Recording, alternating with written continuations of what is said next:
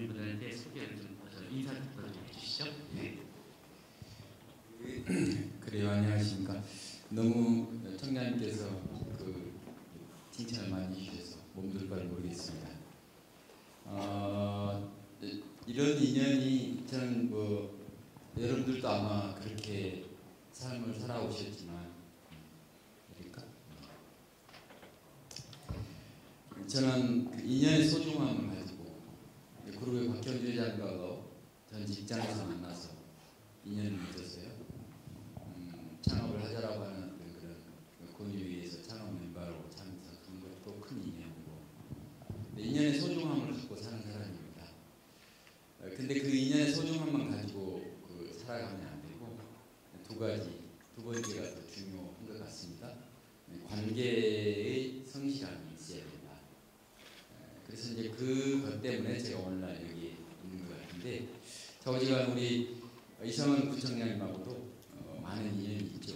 정치인 이성원 이것보다는 굉장히 만나면 형 같은 사람, 고향하면 그리움의 대상이 되는 지역이고, 또 돌아가신 아니면 삶을 살아가고 계신 부모님 하면, 엄마 하면, 여러분들 아마 이렇게 찍어보면, 요즘 AI를 찍어보면 어느 미소보다도 더 밝게 그럴 겁니다. 오늘 그런 마음으로 인연의 소중함을 갖고 있는 상태에서 관계의 어떤 성실함을 다하고자 제가 경험한 어떤 그런 자본시장, 즉 증권업이라는 게 투자와 운용업이거든요. 그런 업을 중심으로 해서 여러분들에게 도움이 되는 얘기예요. 그리고 우리 한상진 의원은 이제 언론이지만 저를 많이 까는데 개인적으로 굉장히 친구입니다. 요 위에 벽제가 고향 친구인데요. 제가 아마 사회에 나와서 만난 친구 중에 가장 친한 친구입니다. 어떤 면으로 저보다 많이 알기도 알고 또 성실하고 독실한 어떤 그런 사회와 함께 가는 사랑을 베푸는 그런 크리스찬입니다. 그래서 오늘 마음껏 질문도 하시고요. 뭐 이끌어 갈 겁니다. 근데 저는 성심껏 대답을 하면서 한번 해보겠습니다. 감사합니다. 제가 최연말장님과는 이런 자리를 많이 가졌는데요. 수배문 국민분들이 굉장히 무서우신 것 같습니다. 왜냐하면 짧게 인사하는 과정에 얼굴에 이렇게 굉장히 땀이 많이 흘리시는 것 같습니다. 그래서 여러분 본격적으로 더 어려운 질문을 하기 전에 여러분들이 최연말 회장님을 위해서 박수 한번 다시 한번 부탁드립니다.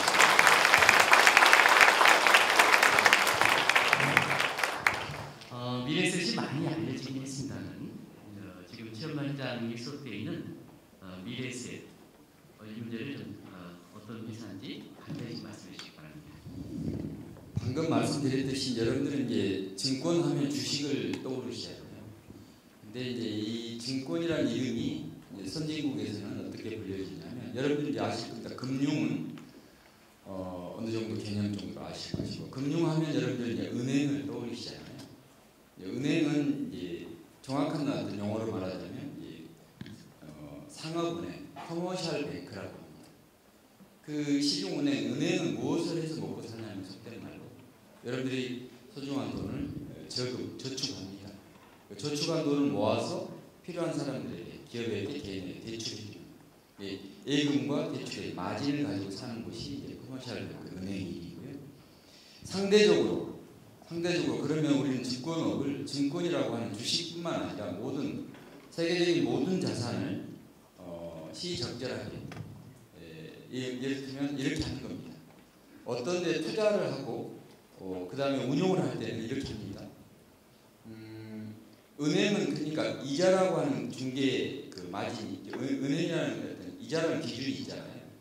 근데 투자은행, 그러니까 증권은 그 상대적으로 커머셜 뱅크에 비해서 인베스먼트 뱅크, IB라고 합니다. 그러니까 여러분들께서 신문이나 이렇게 미디어에 IB 하면 증권업이구나. 증권업은 그렇습니다. 자산의 가치가 얼마인가를 분석을 합니다. 분석을 하는 사람들입니다. 분석을 해서 그 데이터를 먹고 사는 것입니다. 그 분석에서 데이터, 그 가치에다가 여러분들의 소중한 돈을 붙이는 겁니다. 이게 운용입니다. 투자입니다. 그럼 가치가 정확해야 될 것이고, 가치가 지금도 그렇지만 앞으로 미래 가치가 있어야 될 것이고 이런 판단을 하는 것이죠. 예. 그런 의미입니다. 근데 이제 미래에셋 그룹이 97년 6월에 창업을 했는데 뭐 우리 한 의원이 늘 지적하는 그 상황입니다. 주식만 샀다 팔았다는 것이 증권사냐? 이걸 우리 전문적인 용어로 브로커리지, 주식 중개업도 원오브 대입니다. 우리 근데 그것만 전부다라고 할 정도로 많이 이렇게 이해를 했거든요. 잘못된 거죠. 그걸 깨보신 이제 최초의 회사라고 할 수 있는데 사실 옛날에 제가 입사할 때는요, 증권사에 다닌다 그러면 따로 안 준다. 이런 어떤 업에 대한 인식이 안 좋아서 그랬어요. 그래서 방금 잠깐 말씀드렸는데 이제 그렇게 해서 지금 26년째 제가 27년째 CEO를 하는데 미래에셋 자산운용 CEO 초대 이제 사장을 하면서 그때는 돈이 없어서 저희들도요 우리 미래에셋 캐피탈과 미래에셋 자산운용만 만들어야 됐어요. 5년 뒤에 이제 증권을 만들었죠. 돈을 버는 방법을 오늘 좀 말씀드릴 건데 굉장히 그런 이제 기회에 놓치지 않아야 돼. 다시 올 수 있을까? 지금도 오고 있지 않나? 뭐 이런 생각도 해보면서 그래서 5년 뒤에 증권사를 만들어서 그래서 미래에셋 자산운용 대표이사, 미래에셋 캐피탈 대표이사, 미래에셋 증권 대표이사 그러다가 이제 미래에셋 생명 방금 말하면서 우리가 만들었던 회사들입니다. 근데 미래에셋 생명은 SK그룹이 우리한테 팔았습니다. SK그룹도 지금은 잘 큰 기업이지만 어려운 데가 있거든요. 2003년부터 한 2007년 사이에 저희가 SK생명을 사줬죠. SK투신도 사주고 생명이 한 5년간 또 CEO를 봐서 적자회사를 흑자로 탈피시키고 3년 만에 상장도 시키고 다시 증권사로 와서 대우증권을 속된 말로 먹었습니다. 20년밖에 안 된 미래에셋 증권이 50년 된 미래에셋 대우증권을 하여튼 그렇습니다. 여기 전신이 대우 출신이거든요. 증권은 아닌데요. 네. 52개 국가를 국무총회장 52개국을 돌아다니는 항상 중인데 하여튼 그 정도로 이렇게 말씀을 좀 드리겠습니다. 최현마 회장님이 상대방에 대한 배려를 잘하시는 걸 생각했는데 대우를 먹었다 하니까 제가 좀 서운하고 조직에 여기 대우 그 증권의 출신들이 이제 와 계신데요. 모셨습니다. 네. 사실은 언론에 있습니다는 미래에셋 것처럼 짧은 기간에 이렇게 성장하는 것은 아마 국제금융시장 제가 30년 정도 합니다는 이해정입니다. 아까 당신이 좀 굉장히 경솔해서 그렇지 지금 아시아에서는 이제 나이와이드가 노무라이드를 다 지출했지 않습니까? 그 관계 좀 말씀을 하고 이렇게 가겠습니다. 그래요. 뭐 팩트 사실이니까 여러분 노무라 일본의 노무라 아시잖아요. 노무라 증권부터 노무라 금융지주입니다. 노무라 증권 이제 보통 회사 간의 비교를 할 때는 한 세 가지 정도 제조업체 중심으로 매출이 있고요. 그 다음에 이제 자기 자본이 있고요. 그 다음에 이제 이익이 있잖아요. 보통 자기 자본을 가지고 많이 비교를 합니다. 노무라 증권이 자기 자본이 한 7조 됩니다. 다이와도 한 6조에서 7조 되고요. 미래에셋 증권이 얼마일까요? 혹시 재무제표 어제 주총회 재무제표 공시가 됐는데 10조가 넘었습니다. 10조 3,500억 정도. 약간은 11조가 넘었었는데 평가손 문제가 있어가지고 그래서 아마 곧 11조가 될 겁니다. 몇 달 안에. 근데 그렇게 정말 꿈에도 그리는 숫자죠. 그래서 그 정도 아시아에서는 이제 그래서 넘버원 자기자본 규모로 미래에셋 증권이 1등이 되어 있는데 맥거리 호주의 맥거리는 약간 다른 아이입니다. 우리하고 단순 비교를 할 수 없을 정도로 그렇게 아마 일본의 노무라 다이와 혹시 일본에 그 관계되시는 분이 있으면 절대 이런 얘기를 함부로 하더라라는 얘기를 하시면 안 됩니다. 그분들도 얼마나 장애하겠습니까? 그런 뜻으로 말씀드린 건 아닙니다. 사실 그 국제금융시장을 이렇게 쭉 지켜보면 여러분 그 뉴욕의 월가에 타임스퀘어 이쪽 분에 미래에셋 장면이 쫙 나오면요. 제가 그 제 꼬마애가 미국에 있었었는데요. 감격스럽답니다.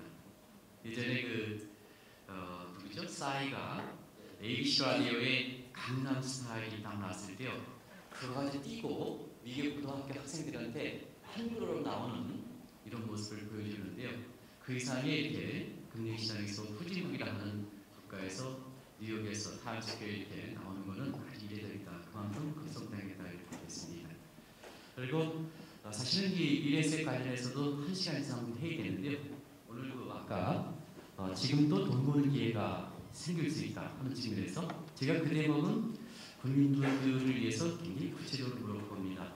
그래서 개인적으로는 또 저는 이성원 그 구청장보다도 이성원 의원님으로 많이 보고 제가 이제 의정활동 이렇게 보고서 언론에 받다 보면 굉장히 이렇게 훌륭하게 의정활동을 하시는데 구청장으로 이렇게 하시는 것 보내서는 낮고 낮은과 관계없이 상당히 좀 이렇게 정말 국민을 위해서 내지는 굉장히 아주 애착을 많이 가신다는데요.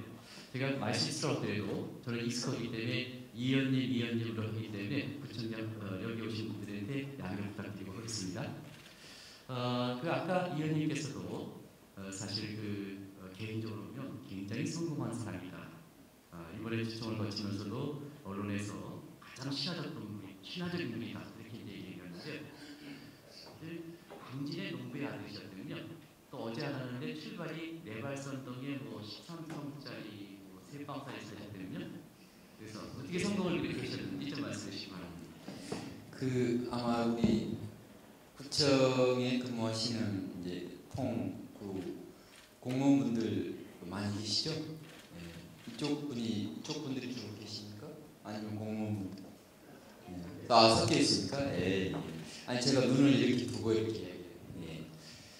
저도 공무원이 목표였습니다. 네. 진짜예요.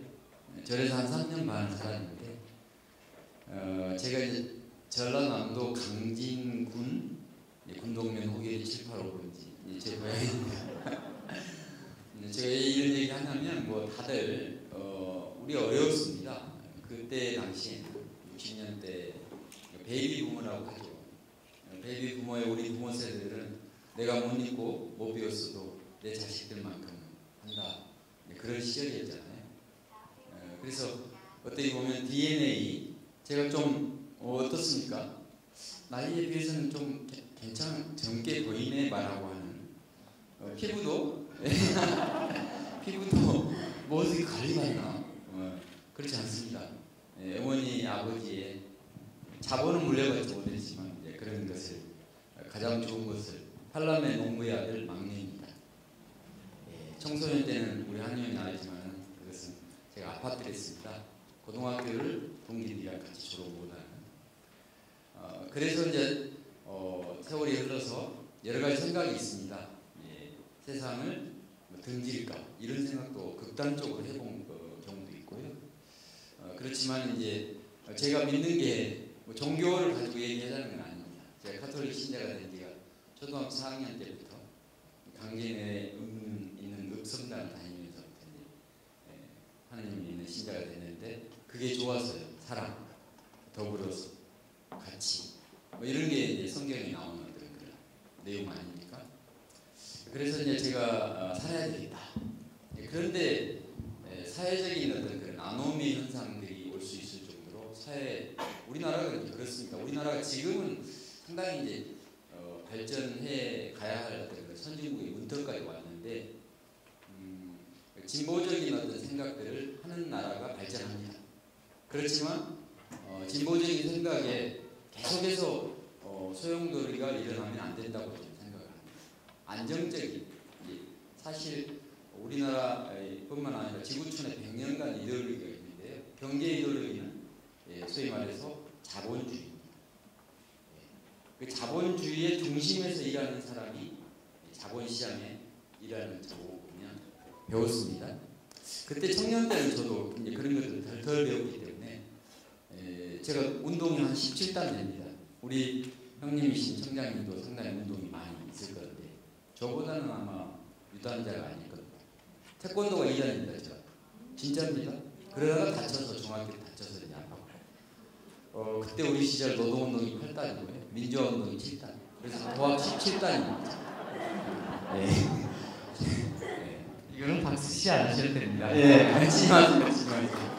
그래서 세상의 이제 흐름을 뭐 지금 챗GPT 뭐 여러 가지 어떤 AI처럼 우리를 대신해서 분석을 해주는 어떤 그런 것도 사실 사람이 개발한 거지만 그때는 굉장히 이제 생각이 여러 가지 생각, 그 생각을 심리학적으로 아놈이라고 그럽니다. 그래서 굉장히 많은 생각을 해드렸는데 그래서 이제 군대에 가죠. 소위 말해 내 자의로 군대 간 건 아닙니다. 갔다 와 보니까 세상이 내 생각과 다르구나. 마음대로 안 되는구나. 정신 차렸습니다. 예, 정신 차려서 제가 뭐 불교를 믿는 건 아닌데 절에서 한 3년 반도 살아봤고요. 예, 그래서 공무원의 동료 의식을 느끼는 겁니다. 안 되더라고요. 그래서 지금 살고 있는 지금 아내하고 이제 물론 아내하고 살죠. 지금 제 아내가 그래도 그 길만이 전부는 아니잖아요. 그래서 제 아내하고 결혼하기 위해서 제가 증권업계에 들어왔습니다. 이 얘기를 하자면 책 10권은 써도 됩니다. 근데 이 정도 얘기하면서 우리가 또 다음에 또 얘기하겠습니다. 예, 돈 버는 얘기를 기다리시는 분이 많아가지고 여기서 했는데 사실은 그 아들이 저랑 같이 굉장히 친합니다. 근데 이제 굉장히 아들이 미국에서 아이비리그 다니면서 이렇게 하는데요. 분명한 것은 지금 결혼 얘기할 때 IQ를 서로 테스트해 보니까 체험발장은 닮질 않은 것 같습니다. 그래서 사모님을 닮아가지고 정리하는데 대답은 하지 마시기 바랍니다. 그거에 대해서. 네. 그래서 지금부터 여러분 시간이 있으면 개인적으로 최은만 회장님이 저렇게 우리나라의 그 근로자 들어와서 우리나라의 자산 규모로 한 20대 규모의 회장이 되는 건 처음입니다. 그래서 배울 것이 사실 오늘 강의 시간에서 전부 채워드려도 아마 모자랄 겁니다. 그런데 나중에 시간을 가지면 그런 대목에 대해서 더 구체적으로 좀 말씀을 드리도록 하겠습니다. 일단 여기 오신 분들이 또 아까 지금 돈 버는 기회가 지금 조심스럽게 형성된다 이렇게 하시는데요. 지금 주식시장부터 먼저 풀고 가겠습니다. 주식시장 지금 현위치에 대해서 좀 말씀해 주시기 바랍니다. 잠깐 이제 우리 한 의원님 이제 아까 청량님께서 말씀 잠깐 하셨는데 이제 국제금융하면 중심에 환율이 있거든요. 예, 환율의 대가입니다. 환율 부분도 저도 물론 우리 연구원들과 함께 저는 34년 이 아이비에 근무하는 신입사원을 증권업에 들어와서 창업 멤버가 돼서 그 중심에 환율이 굉장히 중요한데 환율에 구체적으로 환율은 더 보강해 주기로 하고 매크로한 어떤 그런 몇 가지를 지금 잠깐 스크린하겠습니다. 제가 이제 여기 우리 서대문구에 강의를 하려고 몇 가지 정리를 해왔거든요. 이건 다 해드리고 가야 될 것 같습니다. 올해 국내 경제는 작년에 걱정했던 것보다는 양호합니다. 결론적으로. 네. 그 이유가 이제 미국을 한번 볼까요? 미국은 어떤 나라죠? 세계를 이끌어가는 뭐 기축통화니 패권 국가니 그러지 않습니까? 근데 급속한 이제 통화 긴축. 우리나라 이 지구촌 전체적으로 문제가 된 게 인플레이션, 금리, 그 다음에 팬데믹, 그 다음에 전쟁, 우크라이나 전쟁, 그리고 나서 지금 여러 가지 어떤 그런 문제가 해결되지 않는. 보통 경기는 10년 정도 사이클로 이렇게 우리들한테 신뢰를 보였습니다. 혹시 그런 사이클 아시죠? 키친 파동이니, 콘트라 테이프 파동이니 등등 중에서 보통 OECD나 IMF가 가장 신뢰하는 사이클이 10년 주기 사이클 그러시잖아요. 그래서 그 사이클로 돌아보면 미국은 급속한 통화 긴축 여파로 그러니까 소위 긴축이란 게 뭡니까? 긴축이란 게 통화 긴축을 완화한다. 두 가지 한 나라의 국가 경제에 통화를 가지고 하는 정책은 두 가지가 있습니다. 통화 경기에 관련된 정책이 하나는 통화 정책이 있고 하나는 재정 정책이 있어요. 그 재정 정책 여러분들이 우리는 저나 여러분들이 내는 세금으로 국가가 정부가 운영하는 것인데 중앙은행이 경기가 어려우면 부양을 한다고 그러잖아요. 기업도 마찬가지죠. 개인도 마찬가지죠. 돈이 부족해서 부도가 납니다. 돈이 부족해서 어려움이. 그러면 돈을 푸는 방법이죠. 보통 심리학적으로 경제 심리학적으로 보면 이 금리를 떨어뜨리면 어떤 심리가 발동을 하냐면 그냥 써버리지 뭐. 이자도 얼마 안 되는데 이런 심리가 발동을 한답니다. 이게 이제 뭉쳐서 정책이 된 건데 금리를 올리면 어떻게 해요? 이자 높은데 좀 먹어야 되겠다. 저축하려는 어떤 심리가 작동을 합니다. 하여튼 그런 과정에서 소위 말해서 미국이라는 나라가 어려웠던, 미국이 사실 2008년에 부도가 난 겁니다. 리먼 사태 아시잖아요. 예. 그 리먼 사태로 부도가 나서, 부도가 나니까 아까 어떻게 돈이 필요하니까 돈을 푸는 방법 어떻게 이자를 떨어뜨립니다. 제로금리까지 내렸잖아요. 이런 정책으로 해온 거예요. 근데 이제 1년, 2년, 3년, 10년에 대한 유의성이 있었는데 10년을 기다리고 노력하면서 그러다가도 안 되니까 재정을 풉니다. 예, 재정. 양적 완화, 양적 긴축 이런 말 들어보시잖아요. 예. 그런 얘기까지 아마 아실 거예요. 이미 10년간 그렇게 오다가 2018년 아니에요? 2018년. 18년 오면 10년 아까 유의성이 있다고 그랬잖아요. 그럼 회복을 해야 되는데 봄이 되니까 어때요? 새싹이 나와야 되잖아요. 나올 뻔했어요. 우리 한의원이 늘 방송에서 새싹이 나오는 그린슛이 나올 듯하다라고 예측도 하고 저도 많이 그런 얘기도 하고 그랬는데 뭐가 때렸습니까? 18년에 뭐가 때려버렸어요? 팬데믹이 때려버린 거예요. 19, 20, 20. 예. 그래서 새싹이 말라 죽어버릴 것 같다. 다시금 이제 또 원위치로 유동성 보강이라든가 문제를 가지고 리스크 관리에 들어간 거죠. 사실 그랬는데 이제 그런 과정에서 쭉 보니까 미국이라는 나라에서 이제 물가 돈이 풀리면 물가가 올라갑니다. 이게 자동적으로 경제학적으로 보면. 근데 물가가 올라가는 이유가 금리가 올라가는 이유가 경제가 좋으면서 올라가는 것은 좋습니다. 자연적인 현상이에요. 근데 경제가 안 좋으면 돈에 풀리는 유동성 때문에 돈이 많이 풀려서 올라가는 것은 염려입니다. 예, 왜냐하면 여러 가지 악 영향을 미치거든요. 그것 때문에 이제 물가가 높다. 그런데 실질적인 중앙은행들이 가져가려는 물가의 기준금리는 2%다. 미국이 그랬습니다. 보니까 이제 이것에 관련된 이 물가 인플레이션과 관련된 두 가지 요소가 있는데 하나는 소비 지표가 있고요. 예, 하나는 고용 지표가 있습니다. 예. 근데 이 미국이라는 나라에서 안 되니까 돈을 막 풀어댑니다. 풀어대니까 고용하는 근로자들한테 막 그냥 뿌려야 되는 겁니다. 줘버리니까 고용 지표는 좋아요. 좋아요.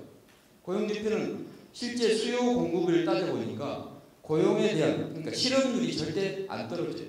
실업률이 올라가지 않아요. 그 이유는 여러 가지가 있습니다. 근데 좌우지간 소비에 관련된 CPI 그러니까 소비 관련 지표가 이렇게 3개월에 한 번씩 보니까 CPI가 떨어져야 중앙은행은 물가를 잡기 위해서 금리를 안 올릴 건데 CPI가 계속해서 안 떨어지고 올라가요. 그게 한 8%까지 아마 찍었죠. 근데 보니까 이게 조금 내려와요. 최근에 한 6.5까지 내려왔죠. 예. 그리고 실업률 관련된 실업률 고용에 관련된 것은 어느 정도 버티고 있고 그러니까 자신감이 생긴 거죠. 예. 그래서 미국은 보니까 어느 정도 잘 버티고 있는 양상 아닌가 이렇게 되면서 미국은 이제 그런 양상입니다. 그래서 최근에 와서 실리콘밸리 은행이라는 그건 나중에 말씀드리겠고 그다음에 유럽을 보니까 유럽은 러시아 전쟁 여파로 러시아 전쟁이 한참 날 때 유럽이 가장 어려울 거라고 예측을 했어요. 왜냐 유럽인 나라에서 쓰는 그 에너지, 가스 뭐 이런 것을 전부 러시아에서 가져오거든요. 예. 그러다 보니까 유럽이 추우면 그 러시아가 지금 굉장히 미국과 패권 등등 여러 가지 어떤 이유가 있는데 유럽에 대해서 자기들 말 들으려 하려고 가스값을 올릴 거다 뭐 등등 가지고 컨트롤 할 거다 이런 염려가 있었거든요. 근데 의외로 유럽이 따뜻해 버렸어요. 예. 그래서 방금 러시아의 전략은 틀렸지만 하여튼 유럽은 그 소위 말해서 따뜻한 날씨에 적극적인 소위 경기 부양 독일도 보면 GDP 한 7%가 재정 적자였거든요. 그런데 그래서 이제 경기 부양이 필요하잖아요. 그런 덕분에 생각보다는 미국은 양호하고 유럽은 소위 말해서 견조하더라. 중국은 어떻습니까? 중국까지 얘기하고 또 말씀하십시오. 중국은 당초 예상보다 빨리 사실 우리가 올해 상반기까지는 봉쇄로 갈 거다 뭐 이런 예측도 하고 그랬습니다. 근데 생각보다 빨리 위드 코로나로 봉쇄를 풀었습니다. 그러지 않아요? 그 봉쇄를 푼 어떤 덕분에 반등의 모멘텀을 지금 찾고 있습니다. 그저께 이민대에도 2개 대회를 열었는데 거기서 보면 5%의 경제 성장률 저는 그게 기대치에 못 미치는 어떤 그런 숫자이긴 한데 저는 5%마저도 굉장히 좋은 성장률로 봅니다. 예, 그래서 어떻게 보면 전체적으로 봤을 때 당초 우려보다 낫다라고 하는 어떤 것이지 향후에 제 말씀이 경기 전망이 아주 뭐 예를 들어 V자로 회복을 하겠거니 뭐 등등. 그래서 아마 한국경제신문에 보면 이게 스태그플레이션으로 갈지 이게 소위 회복을 할지 소위 말해서 뭐 가볍게 부드럽게 오는 소프트 랜딩을 할지 하드 랜딩을 할지 이 세 가지 중에 하드 랜딩과 스태그플레이션 안 좋습니다. 네. 소프트 랜딩은 좋고 근데 어쩔 줄 모르겠다. 노 랜딩이라고 단어가 나오거든요. 그래서 우리 한의원하고 다시 얘기를 하면서 그 부분을 설명을 해드리고 하여튼 경기에 관련된 매크로한 지표의 전망을 각 국가별로 간단하게 스크린 해드리겠습니다. 네. 증시를 전망할 때는 가장 중요한 게 지금 최 이사님 말씀하신 대로 펀더멘탈 경제적 측면입니다. 그래서 이 경기를 설명할 때는 대체적인 국민분께서는 좀 이렇게 피부적으로 와닿지는 않을 겁니다. 항상 이렇게 뭐 종목을 좀 찍어달라 이거만 경기가 좋아진다 나빠진다 이렇게 해서 잘 안 그러실 겁니다. 근데 순서상 펀더멘탈을 좀 얘기하는 과정에서 제가 간단히 좀 최연마 회장이 10번을 오셨으니까 중간에 쉬시하고 제가 요약해드리면 많은 분들이 작년에 경기가 붕괴된다 이렇게 말해드리겠습니다. 특히 대학 교수님들이 Great Recession이라고 해서 대침체다 이렇게 왔습니다는 실제로 그 최연마 회장께서 지금 말씀하신 대로 또 세계적으로 예측력이 가장 좋은 그 IMF 들어가 있는 기관에서는 그 생각만큼 남지 않다 하는 쪽으로 이렇게 내용을 정리해드리겠습니다. 그리고 또 한 가지는 그에서 좀 더 시시하고 좀 말씀해주면 경기는 항상 어려운 겁니다. 여러분이 입에 다물고 닳도록 경제가 어렵다 하는데요. 사실 경제 어려운 것을 푸는 것이 한 나라의 경제 정책이고 그 다음에 그걸 푸는 것이 경영자로서 경영 방침이고 그걸 푸는 것이 국민 입장에서 푸는 것이 국민의 그 여러 가지 정책이 아닌가 생각합니다. 그래서 서대문구청이 어려울수록 구청장을 훌륭한 사람을 모셔야 됩니다. 네. 그런 과정에서는 오늘 이 의원님을 모시게 돼서 저도 오랜만에 뵀는데요. 아주 훌륭하신 분을 이렇게 모시는 게 아닌가 생각합니다. 그래서 너무 어렵다 그러지 마시기 바랍니다. 어려우면 지금처럼 심리적으로 그다음에 네트워크 효과 때문에 펀드의 입장에서는 경제가 더 어렵습니다. 그걸 헤쳐나가는 것이 경제정책, 경영방침, 재테크다 이렇게 됐습니다. 자 그러면 좀 쉬셨습니까? 지금 펀더멘탈이 많은 비관론자들이 얘기하는 것처럼 우리 그렇게 낮지 않다. 그러면 이제 더 국민들이 기대하는 것이 돈을 벌 수 있는 기회. 그래서 지금은 보편적으로 미래세에 어떤 큰 공가가 되겠는데요. 이 주식이 대중화되어 있거든요. 그래서 지금은 주식에 대해서 상당히 관심이 높다 보니까 주식에서부터 가겠습니다. 앞으로 주식시장이 어떻게 되는지 좀 말씀해 주시기 바랍니다.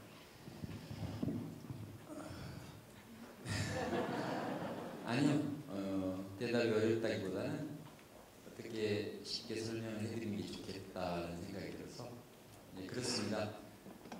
작년에 11월 달에 우리 한의원과 제가 보통 정경련 회관 같은 데서 팬데믹 전에는 오프라인으로 대의책을 합니다. 내년에 어떻게 될 것인가. 제가 제일 맞췄던 CEO랍니다. 그래서 계속 불러요. 그래서 1대1로 아니면 뭐 서울대 안동경 교수라든가 2대1로 이렇게 매칭을 붙여서 토론을 시키고 하는데 그때는 1대1로 이제 우리 한의원과 제가 했어요. 그때 했던 얘기를 먼저 해드리고 그러면 과연 그때부터 주식시장이 어떻게 됐는가를 잠깐. 제가 이미 주식시장은 작년 11월 달에 나가서 한 얘기가 바닥을 쳤는지도 모르겠습니다. 이렇게 했습니다. 예. 그로부터 이제 작년 11월부터 올해 이제 1, 2월까지. 예. 근데 의외로 1, 2월 달에 한국 시장이 굉장히 많이 올라가고 있습니다. 여러 가지 이제 이유가 있는데 좌우지간 주식시장은 정치, 경제, 사회, 문화 모든 것을 반영하는 어떤 그런 건데 하다못해 심리적으로도 제가 보니까 이제 주식시장을 가지고 구체적으로 뭐 종목 얘기는 나중에 할게요. 졸지 마시고.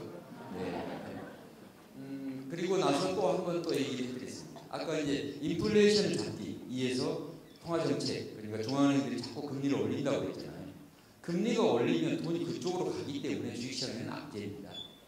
그러잖아요. 그리고 아마 우리 스타트업 기업이라든가 청년 기업가들도 혹시 이 자리에 많이 앉아 계시는 거 모르겠습니다. 공무원 하시다가도 창업하러 나가시겠다는 분들도 요즘 제국에서도 많이 찾아와요. 근데 보면 이 금리가 낮으면 이 벤처기업, 돈이 필요한 사람들한테는 돈이 많이 스며들 확률이 있기 때문에 소위 말해서 스타트업 기업, 새로운 신기술을 가지고 하는 어떤 그런 것들, 신기술이라는 어떤 기업이 중후장대한 제조업체가 있었던 시절이 있고 최근에 와서 최근 10년간 뭐 플랫폼 기업이니 테크 기업이 뭐 등등 들어보셨잖아요. 이런 기업들한테는 금리가 굉장히 낮은 금리가 보여지고 높은 금리가 쥐어야 됩니다. 그러니까 연동되어 있습니다. 그렇게 보시면 돼요. 예, 금리를 자꾸 올려가는 어떤 거다 보니까 주식시장에 대세를 이루었던 그런 큰 기업들, 주로 신기술 기업들이 악재를 받는 거죠. 내려온 겁니다. 그래서 지금 보면 그 금리도 그러면 금리가 언제쯤 멈출까? 그래서 아까 CPI를 보고 고용지표를 보라고 그랬지 않습니까? 이 지표들을 보니까 금리가 한없이 올라갈 것 같지는 않다. 예, 그때 그랬지 않습니까? 주식시장도 바닥을 지나온 것 같다. 근데 금리도 이미 피크 아웃을 하는 게 아닌가라고 하는 얘기를 해드렸습니다. 저는 그 말에 지금도 동의하고 지금도 보고 있습니다. 데이터를. 그래서 아까 CPI가 8%, 9% 올라가는 것이 6%까지 제가 알고 있는 숫자는 그렇습니까? 맞죠? 네. 그래서 제가 볼 때는 이 금리를 올라갈 만한 어떤 중앙은행들, 특히 페드, FOMC 이제 미국에 있는 중앙은행인데 우리 한국도 마찬가지인데 올릴 만한 근거적인 요소들이 달리 움직이고 있거든요. 예, 그래서 주식시장은 제가 볼 때는 이렇습니다. 한 가지만 더 말씀드립니다. 주식시장을 알기 위해서는 저희들이 아까 분석을 해서 데이터를 먹고 사는 곳이라고 했잖아요. 그리고 변동성을 먹고 사는 곳이다. 먹다고 한다 보니까 좀 속된 말로 보이는데 관리하는 것이 변동성에 쉽게 말해서 리스크, 위험을 관리하고 컨트롤하고 컨트롤을 다 안 되죠. 매니지먼트 한다고 합니다. 그 업이 저희 업이거든요.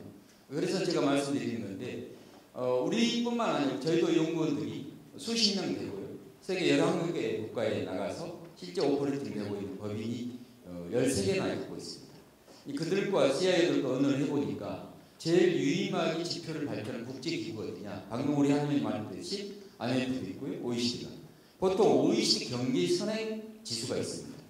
최근에 발표했어요. 보통 한 3개월에 한 번씩 하던데 연예는 상당히 그 숫자를 많이 끌어다가 각 국가라든가 기업들은 경영 계획을 짭니다. 저도 마찬가지였는데 이게 OECD 선행 경기 선행 지수가 보통 어떻게 하냐면 경기 바닥이냐 아니냐 경기 전망을 하는데 6개월 선행을 합니다.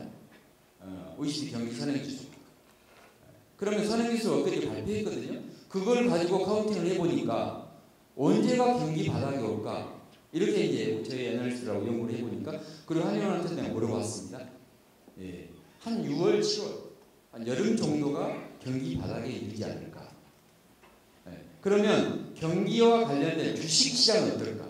주식시장은 6개월 선행을 합니다. 보통. 저도 한 34년간 종사를 해보니까 맞아요 그 말이. 예, 그래서 선행을 합니다. 그래서 지수가 적어도 실질적인 실질 손익과 실제 기업들에 대한 손익과 경기 전망을 볼 때 아직은 이렇게 아닌데 선행을 하니까 미리서 좀 기회를 보자. 아까 그래서 내가 기회가 오고 있는지도 모르겠다 이런 말을 한 겁니다. 좋을 때는 시장권이 들고 다 따라가려고 합니다. 아시잖아요. 그래서 사실 경기가 확연히 우리 눈에 보일 때는 아까 돈이 없어 부도가 났으면 돈을 댑니다. 돈을 대면 어떻게 하냐면 뭐 그러지 않습니까? 기업도 그렇고 국가도 시스템을 정비를 합니다. 정비를 해서 각자가 자기 일에서 충실하게 돌아가면 실질적으로 경제가 돌아가면서 피부로 옵니다. 이게 실질적인 경제 회복이죠. 아직은 모릅니다. 그런데 모르니까 어떻게 되겠어요? 변동성이 무서울 정도로 올해도 심할 겁니다. 네, 전반부. 근데 그때 용기를 가지고 두려움을 가지고 있기보다는 기회가 오고 있다 해서 혹시라도 신기술이 뭔가 새롭게 떠오르는 이머징 마켓, 이머징 기업이 어딘가라고 하는 얘기를 저희들과 한번 응원해 주신다면 그런 부분은 좀 이렇게 코칭을 받으면서 주식 투자 그러니 다시 한번 정리를 하자면 경기 전망은 이미 OECD 경기 현행 지수가 발표가 되는 걸 보니까 올해 한 여름 정도는 경기 바닥을 찍지 않을까 이렇게. 아까 주식 전망, 채권 금리 전망, 그다음 경기 전망. 그래서 다시금 주식이 대항했던 부분은 연말 가서는 확실하게 내가 뭐 전쟁은 아니지만 확실하게 좀 강조를 하고 싶은데 그러나 그때는 이미 다른 사람들 눈에도 많이 보일 거다. 그러니 용기를 가지시고 적금하시죠. 적금식 컨셉. 그걸 적립식 펀드라고 우리가 미래에서 만들어냈잖아요. 그런 개념으로 좀 더 구체적인 얘기는 또 나중에 하겠습니다. 네. 전망을 하겠습니다. 이 대목에서는 제가 좀 최현만 회장님 말씀을 옆에서 면밀히 들었습니다. 과거의 현대기업이 정확하게 얘기하시는가 하는 언론의 기능 중에 그것도 큰 기능입니다. 근데 그 과거에 말씀하실 때 여러분들이 기억나시겠습니다는 각종 유튜브를 통해서 많이 얘기하시는 분들 이렇게 보면 작년에 지금 말씀하신 대로 9월달, 10월달, 11월달에 각 방송이를 통해서 주가가 많이 붕괴될 거다. 그런 쪽이 많았습니다. 뭐 일부에서는 1,800, 1,500 떨어진다. 그리고 경제적 측면에서는 그게 이제 한국 경제를 더 어렵게 하는 거거든요. 근데 이제 그때 최현만 회장께서는 그때 주가가 2,100이었었는데 저점을 높은 가지 않겠느냐, 중심기는 오지 않지 않느냐 하는 시각에서 지금까지 이렇게 변동성이 있는 가운데 주가가 오늘 2,400이 넘었습니다. 그런 과정에서는 말씀하셨던 작년 9월 내지는 11월 이것이 증시에서 보면 그 위에 살아나는 것이 아닌가 하는, 여러분이 이게 변동성이 심하면 주가의 모습에서 변동성이 심하면 체감적으로 느끼지는 못합니다. 근데 좀 길게 보면 이런 그 회장님 말씀하신 대로 증시가 2,100에서 2,400 정도 이렇게 올라왔다 이렇게 보시면 되겠고요. 그리고 여러분한테 구체적으로 이제 지금부터 말씀해 주실 텐데요. 아마 좀 이렇게 메모지가 왔으면 구체적으로 쓰시기 바랍니다. 그래서 이 의원님께서 1년 후에 저게 맞았는가 틀렸는가, 공모했는가 말았는가 좀 확인해 보시기 바랍니다. 근데 그거에 접해서는 경기도 좀 나아지고 있고 증시도 점점 나아지고 있다. 그래서 모두에서 이렇게 처음 말씀하실 때 돈 벌 수 있는 기회가 지금 형성되는 게 아니냐 하는 각도에서 경기라든가 증시적인 측면에서 말씀하신 것이 아닌가 생각합니다. 그래서 지금부터는 국민분들한테 실제로 돈 벌 수 있는 유망한 섹터, 내지는 유망한 종목, 아유기형 종목까지 말씀해 주시기 바랍니다. 너무 이렇게 몸을 살리지 말아야 되죠.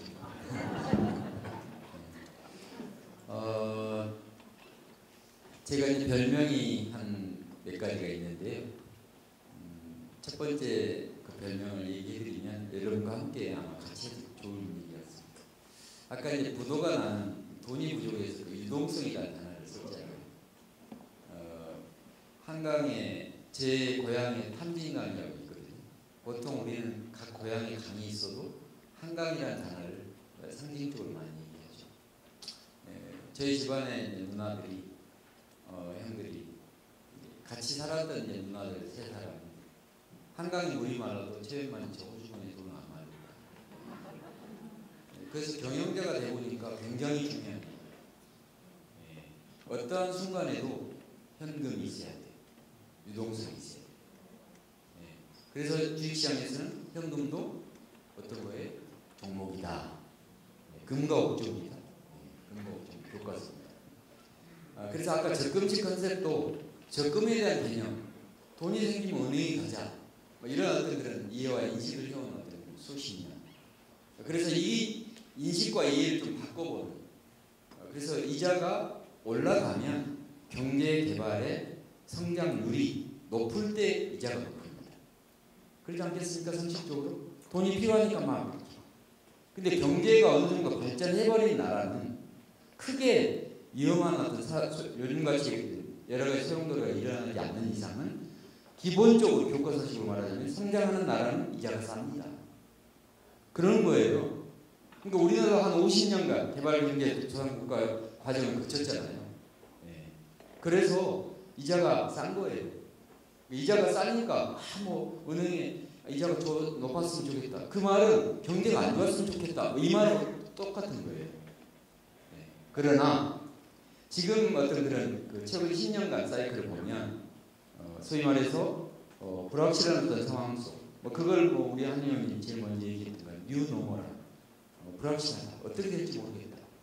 예, 그래서 사실 좀 더 구체적으로 말씀을 이제 제가 드리자면 우려보다는 양호하다고 하는 얘기지 경기를 이게 다 없어졌다 노멀해졌다 이런 얘기는 아니니까 그럼에도 불구하고 한번 개별 종목으로 먼저 들어가기보다는 한번 섹터 업종을 한번 보자고. 업종.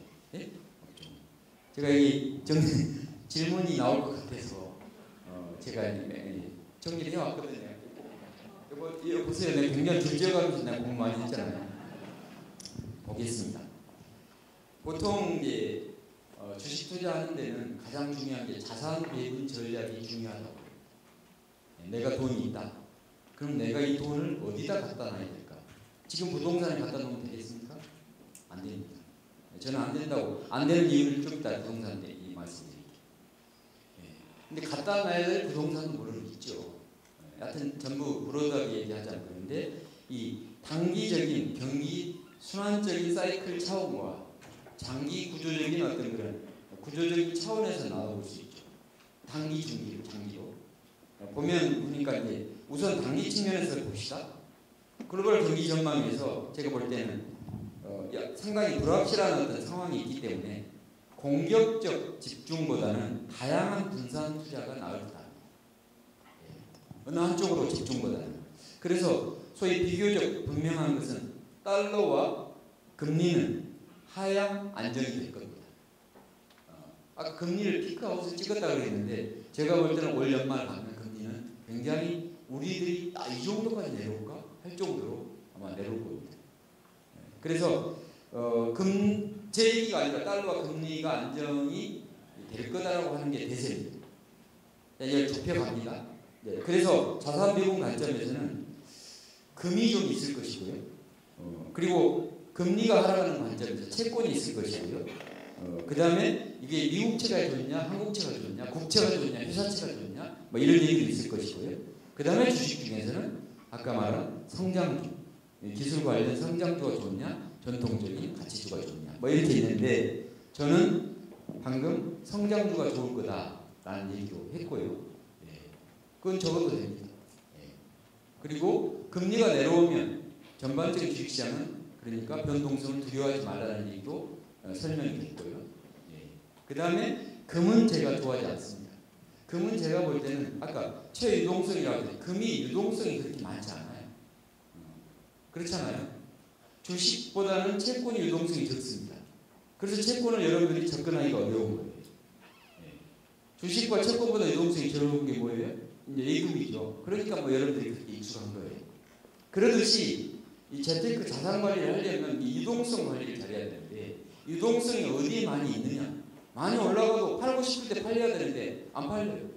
그러다가 또 영향받아서 금값이 내려오고 저는 이런 것을 많이 추천하지는 않습니다. 더군다나 근본이제도 세계적인 통화 정책이 근본이제도에 이미 넘었잖아요. 저는 뭐 경제학을 배운 것은 아닌데 제가 일하면서 배워보니까 대체적으로 그렇게 해놓으면 좋지 않겠느냐. 그래서 성장주에 대한 기술주는 관심을 가지시고 또 한 가지 아까 성장하는 국가는 아까 뭐가 싸다고요? 채권값이 쌉니다. 이미 올라버렸어요. 그러니까 금리가 싸요. 이자가 싸. 채권 금리가. 그런데 지금 우리나라처럼 개발도상국가의 벤치마킹을 해서 포스트 코리아, 포스트 뭐 차이나 뭐 등등 하는 나라가 어딜까? 이런 나라들을 우리는 이렇게 얘기합니다. 이머징 마켓이 어딜까? 이머징, 영어로 이머징, 떠오르는 자산, 떠오르는 국가가 어딜까?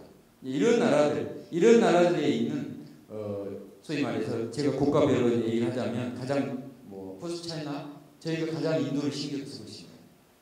18년 전에 베트남을 가서 3등을 합니다. 종합증권사, 종합보험사 다 있습니다. 인도네시아 마찬가지 1등 합니다. 저희 증권이. 인도에 가서 인도 국민들이 우리한테 맡긴 돈이 30조가 넘어갑니다. 그들도 모디 총리 이후에는 개혁을 합니다. 가난한 이민들 난립니다. 그런데 모두 중요한 국가가 그렇게 중요합니다. 어떤 정부가, 어떤 국가가, 어떤 기업가가 이끌어가느냐 이것도 굉장히 중요하더라고요. 그래서 소위 지금까지 결론적으로 이야기하자면 단기적인 측면에서는 그렇고요. 그 다음에 장기 구조적인 측면에서 보면 미중 갈등은 있잖아요. 그 다음에 소위 말해서 공급 관련 GVC, 글로벌 밸류체인이 아직 안 끝났어요. 전쟁이 안 끝나고 등등 뭐 이런 측면들, 수혜를 얻을 수 있는 국가, 그러니까 미중 갈등과 GVC 공급 채널에 의해서 수혜를 받을 수 있는 국가 이런 쪽으로, 그리고 그 산업에 관해서 관심을 가질 필요가 있겠다 이런 생각이 듭니다. 그래서 넥스트 차이나 방금 인도를 이야기했고요. 동남아시아, 멕시코, 그 다음에 산업으로는 원자재 이거 적어도 됩니다. 원자재, 에너지가 물론 포함된 것이고 소재, 그 다음에 산업재 관련된 거. 그래서 테마별로는 소위 2차 전지. 그렇습니다. 누구나 다 인정을 할 겁니다. 지금 배터리 없이 됩니까? 2차 전지. 마찬가지. 태양광, 방산. 전쟁이 나니까 우리나라의 근본적인 카이니 원에서 굉장히 독일 군사 무기하면 독일 내지는 우주항공 무기하면 미국이었는데 이 방산으로 관련된 무기를 가지고 우리나라가 이렇게 떠오르는 나라가 있을까? 요즘 최근에 굉장히 소위 말해서 방산도 큰 업종으로 우리가 관심을 가져야 될 것 같고, 그 다음에 소위 아까 말했듯이 여기는 구청에 로봇을 안 갖다 놨네요. 로봇. 어서 오세요. 뭐 등등 정도는 로봇도 크게 산업, 신산업을 이끌어갈 어떤 그런 것들이. 그래서 제가 로봇, 방산, 태양광, 뭐 2차 전지, 그 다음에 소위 말해서 에너지, 소재, 그 다음에 산업재, 반도체 관련돼서는 따로 떼어서 한번 나중에 또 설명드리겠습니다. 네. 지금 국민분들이 저 핸드폰을 다 갖고 있으십니다. 저 핸드폰을 구체적으로 종목을 얘기할 때 좀 저렇게 많이 들고 있으신데요. 지금 최현만 회장님 옆에서 유망 섹터를 얘기했지만 당장 종목을 딱 하면 저 그냥 핸드폰 가지고 지금 좀 그 매수를 해야 되는데 그걸 지금 기다리고 있는 거거든요. 근데 정작 종목 얘기를 안 나오시더라고요. 종목 3개만 좀 얘기해 주시기 바랍니다. 제가 핸드폰을 개인적으로 끄는 건 아니지 않습니까? 네. 저 우리 임직원들이 와 있는데 저 우리 회장 그러면 안 되는데 컨퍼런스 체크를 할 건데 국민분을 위해서 우리 서대문 구청에 우리 존경하는 우리 구청장님 계시고 또 존경하는 의원님들도 계시고 고향 출신 의원님들 여기 와 계시네요. 아이고 우리 김 의원님도 합니다. 강남에서 여기까지 달려오시고. 사오지간 종목은 이렇게 하면 됩니다. 어떤 데 가니까 질문을 해요. LG 에너지 솔루션은 지금 사야 할까요? 팔아야 할까요? 그 다음에 삼성전자를 지금 사야 할까요? 팔아야 할까요? 그래서 제가 이제 역으로 여쭤봤죠. 지금 종목 얘기를 하는 겁니다. 시작되는 겁니다. 대단히. 이렇게 안 걸리거든요. LG 에너지 솔루션 갖고 있었습니다. 좀 많습니다. 삼성전자. 그러니까 우리나라 500만, 1000만 우리 국민들이 삼성전자, 2만 전자가 얼마나 갔으냐 봤을까. 5만 전자, 9만 전자 간다고 하는 사람들이 난리였는데 증권사 저놈들 말 못 믿겠다.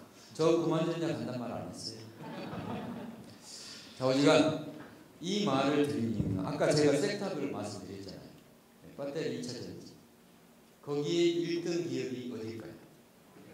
우리나라에는 LG 엔솔, 삼성 SDI, 그 다음에 SK온. 이 세 개 회사가 그 업종입니다. 굉장히 세계적인 회사들. 근데 이 세 개 개별적인 비교가 안 될 정도가 아니라 이 세 개 개별적으로 비교해서 위에 있는 회사가 있습니다. 어딜까요? 아니, LG 엔솔 방금 이야기했잖아요. SK온도 여기고 삼성이 우리나라의 기업이 아닙니다. CATL 중국입니다. 거의 1등이에요. 그러면 자, 제가 주식을 이제 좁혀서 얘기를, 주식이라는 게 이렇습니다. 개별 종목도 주식이고요. 이제 방법론에 들어가면 제가 92년도에 93년도에 전 직장에서 미국을 연수를 보내줬어요. 월가에서 한 2달 동안 수업을 왔는데 연수비를 아껴서 좀 이렇게 주말에는 놀러 다니려고 뮤지컬도 보려고 점심시간에 수업시간 점심시간에 햄버거 하나 사고 우유 하나 내지는 콜라 한 잔 어떻습니까? 그 벤치가 잘 해놨더라. 거기 앉아서 이제 먹죠. 근데 그때 그 전 시간에 마케팅은 교수님이 들어와서 이 브로커리 주식을 샀다 팔다는 업으로 우리 업을 생각하지 마라. 허드슨강 니들이 가서 보지만 저 허드슨강에 빠져 죽은 사람이 많다. 왜 빠져 죽겠어요? 주식이 된다고 하니까 모든 사람 장바구니 들고 와서 막 빚내가지고 하고 소위 신용도 뭐 따블로 부르고 그래서 주식시장에 빠지니까 자살했던 사람들이 많대요. 그래서 그로부터 증권업은 이 소위 주식 관련 이 증권업은 발전을 합니다. 직접 투자를 하는 심리, 이 심리를 잡아줘야 되겠다. 그로부터 이 직접 투자라는 용어를 직접 투자라고 하고 간접 투자를 만듭니다. 그게 이제 펀드입니다. 뮤추얼 펀드라는 것은 우리 한국에 처음으로 우리가 한국에 미래에셋이 론치 선언을 배웠는데 이게 전문가들이 이제 알아서 그래서 전문가들이 좀 이렇게 해주면 여러분들께서 맡겨서 운영을 하십시오. 그거 펀드마저도 또 손해 날 수도 있습니다. 그러나 장기적으로 아까 적금식 컨셉을 넣으면 되더라. 그래서 미래에셋이 이제 계속 발전시켜가죠.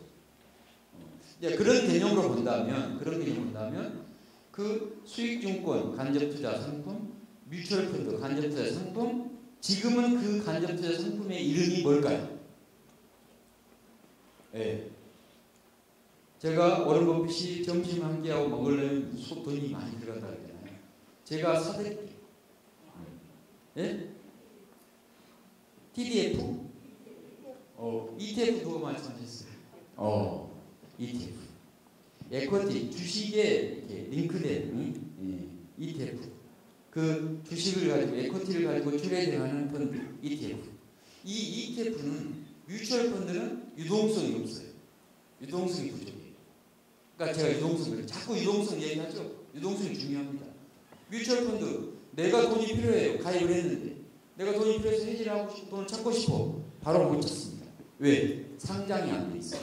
규정상. 뮤추얼 펀드는 상장을 안 합니다. 이걸 또 보완하는 거예요. 우리 업에서는. 그래서 ETF는 어떨까요? 상장을 하는 거예요. 근데 그 ETF에 가만히 보니까 여러분들 부업에서 랩이죠, 랩.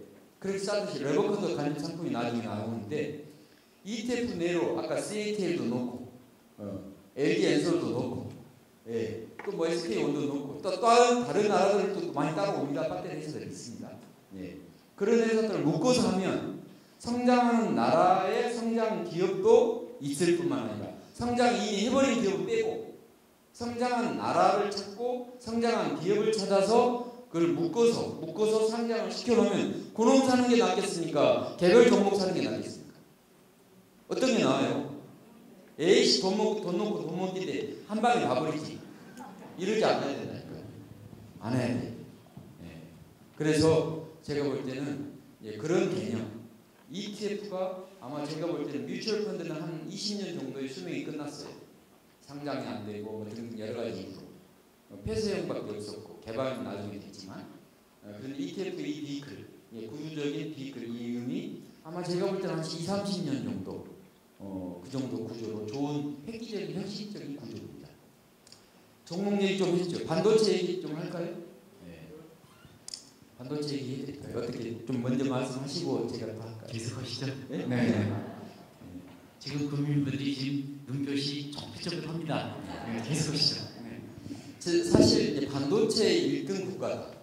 삼성전자 그래서 사셨지 않습니까? 근데 1등이었던 그 무슨 반도체로 1등을 했을까요? 그 정도는 아실 건데. 그러니까 뭐 사실 아시겠지만 맞습니다. 우리 삼성전자는 메모리니 비메모리니 뭐 이 파운드리니 뭐 시스템 반도체 뭐 여러 가지 이제 그 반도체 내에서도 이 구분을 해보자면 그걸로 삼성전자가 메모리로 그 소위 말해서 DRAM으로 60% 70%까지 마켓시를 가지고 있어요. 그러니까 삼성전자였어요. 지금 몇 퍼센트 아십니까? 그러니까 이만전자까지 떨어져 버리고 그만전자 못 가고 그런 거예요. 지금은 그 마켓시로 세계적인 마켓시로 10%대입니다. 10%대입니다. 그 10%대 여러분 두렵죠? 삼성전자를 가지고 계시다고 그랬죠? 근데 팔 때는 아닙니다. 이 얘기부터 해드려야지 안심하고. 감사합니다. 근데 그러면 DRAM으로 마켓시 우리나라 삼성전자를 이겼던 회사는 어딜까? 대만의 TSMC. 근데 말입니다. 우리는 그 DRAM에 물론 우리 이재용 그 회장이라든가 우리 정부도 지금 나서서 반도체 관련된 감세 정책 많이 이렇게 지원합니다. 다시 살리려고. 앞으로 될 겁니다. 우리의 어떤 그런 국민성을 봐서는. 근데 지나가버린 얘기를 하는 겁니다. DRAM에 그 취했을 때, 막 마켓쇼 치고 돈 많이 벌 때, 사실은 다른 쪽으로 시스템 반도체라든가 비메모리 쪽이라든가 팬릿이라든가 설계라든가 이런 쪽으로 많이 갔어야 되거든요.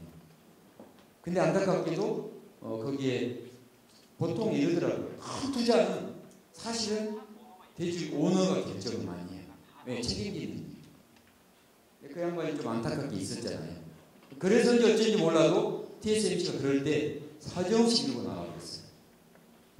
그래서 60%대 온 그걸로 밀고 나가니까 뭐가 생겨요? 돈이 생기잖아요. 돈이 생기니까 그걸로 가지고 그 부족했던 것들을 치고 나가는 거죠. 이 두 가지 것에 보틀레이 걸려 있습니다. 삼성전자. 그거를 지금 해보고 있잖아요.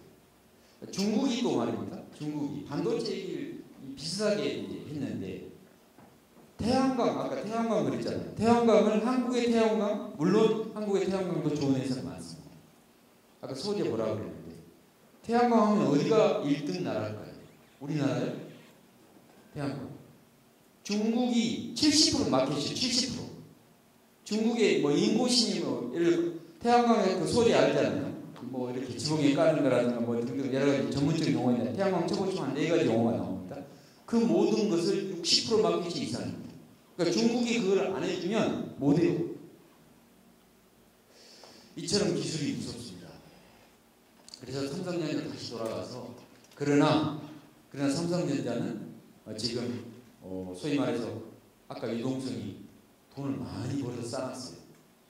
그리고 정부도 감세 뭐 등등 여러 가지. 근데 DRAM에 대한 얘기를 해보면 돈을 쌓아놓고 이놈을 갖고 다른 데 혁신을 해서 기술을 다른 데로 투자해야 되는데 이건 않고 DRAM 가지고 자꾸만 안 팔리고 뭐 등등 잘 하니까 재고만 엄청 쌓인 거예요.